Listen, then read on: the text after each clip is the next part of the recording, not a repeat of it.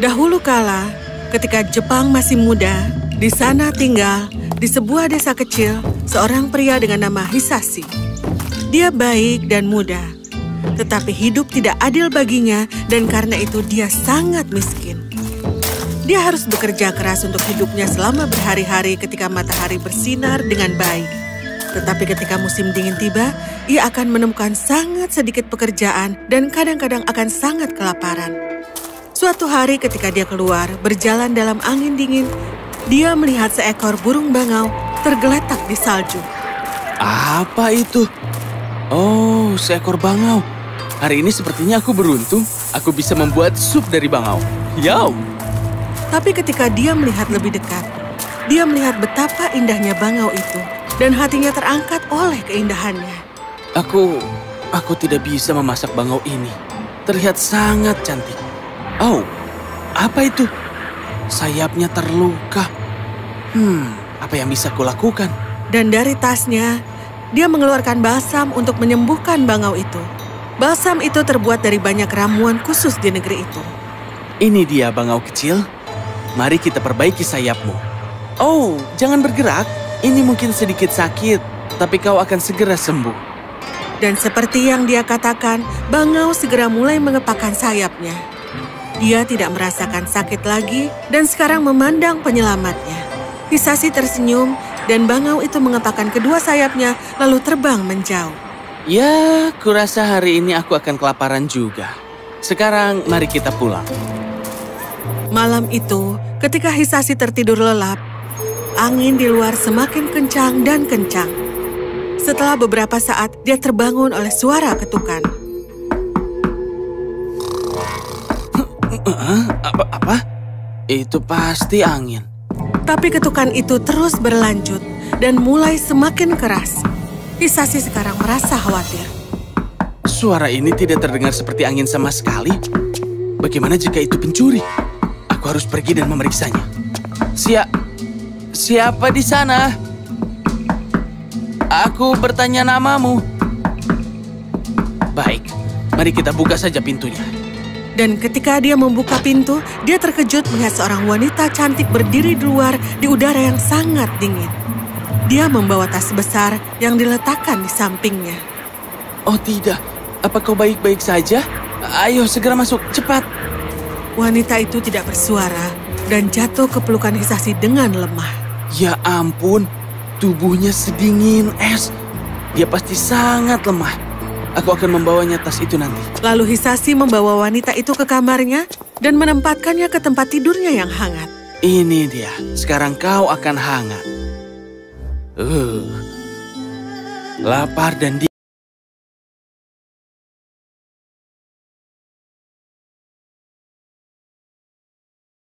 dingin. Orang asing yang cantik di rumahku. Hari yang aneh. Dan malam. Dia segera tertidur di depan nyala api yang berakhir. Pagi berikutnya, dia bangun dan melihat wanita itu duduk di sisinya. Halo, namaku Suru. Maaf kalau aku datang begitu tiba-tiba tadi malam dan mengganggumu. Oh, tidak apa-apa. Apa kabarmu hari ini?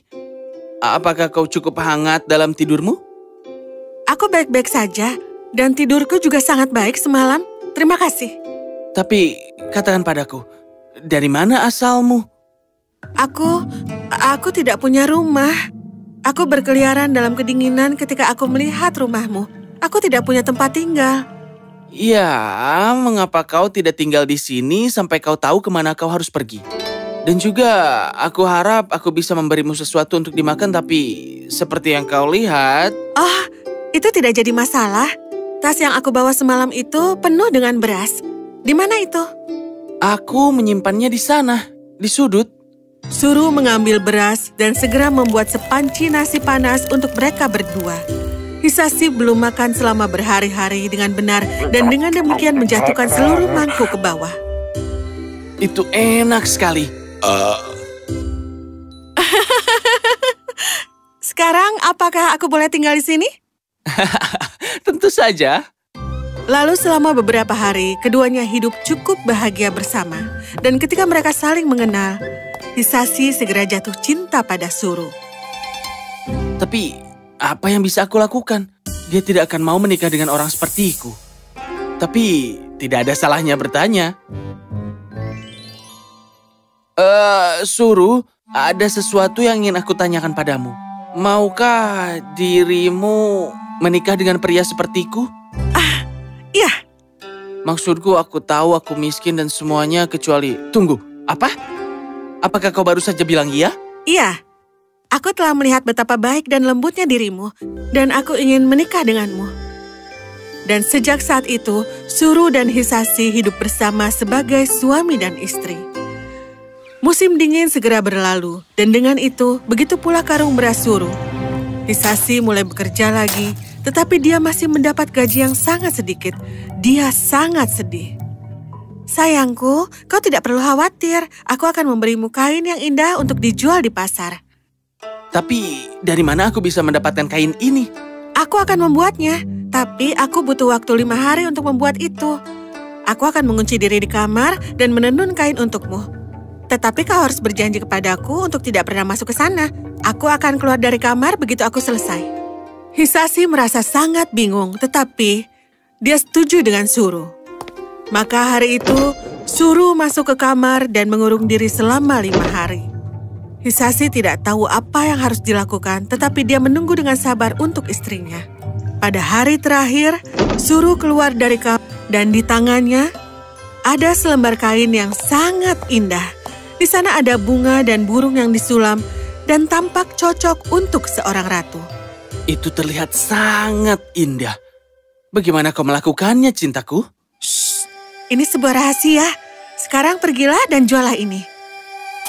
Lalu Hisashi keluar dan menjual kain itu. Ketika dia pulang, dia dalam suasana hati yang sangat baik. Dia bertemu dengan istrinya dan bercerita tentang bagaimana dia menjual kain itu dengan harga yang sangat baik.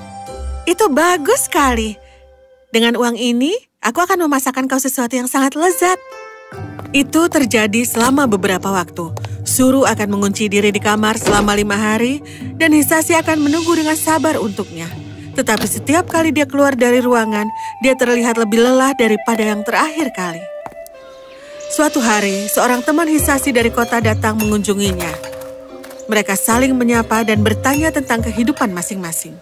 Istriku adalah wanita paling cantik dan baik yang pernah aku temui, temanku. Aku harap kau bisa bertemu dengannya, tetapi dia telah mengunci dirinya di kamar. Apa? Kenapa? Apakah kalian berdua bertengkar? Hisashi menjelaskan tentang tindakan Suru, dan temannya itu tampak geli.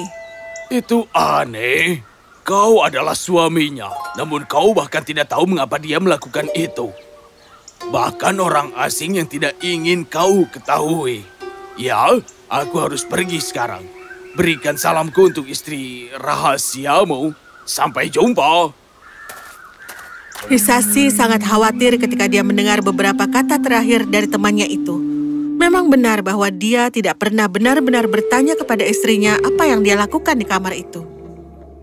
Dan juga, dari mana dia mendapatkan kain indah itu? Aku harus mencari tahu.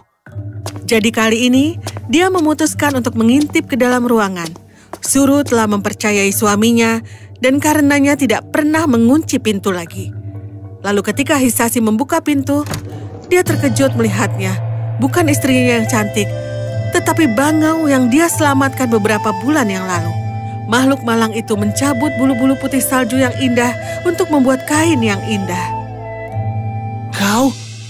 Suru? Kau seekor bangau? Hisashi, kenapa? Kenapa kau melanggar janjimu? Dan dengan itu, Suru mengepakkan sayapnya dan terbang keluar jendela. Suru, tidak. Tunggu, maafkan aku. Suru! Maaf, aku telah membohongimu, cintaku. Tapi aku ingin mengucapkan terima kasih karena telah menyelamatkan hidupku malam itu. Dan aku benar-benar mencintaimu. Tapi aku ingin kau percaya padaku. Tolonglah tetap bersamaku. Aku tidak akan pernah melanggar janjimu lagi. Tapi Suru terbang tinggi di udara dan tidak pernah kembali lagi. Hisashi patah hati. Dia sangat mencintai Suru. Dan sejak saat itu, dia tidak pernah menikah dengan orang lain. Dia akan berkeliaran memandangi langit dan menunggu suruh untuk kembali. Tapi dia tidak pernah melakukannya. Dia telah merusak kepercayaannya, dan kepercayaan itu tidak datang 2 kali. Setelah hilang, kau mungkin tidak akan mendapatkannya kembali. Dan kalaupun kau mendapatkannya, itu tidak akan pernah sama.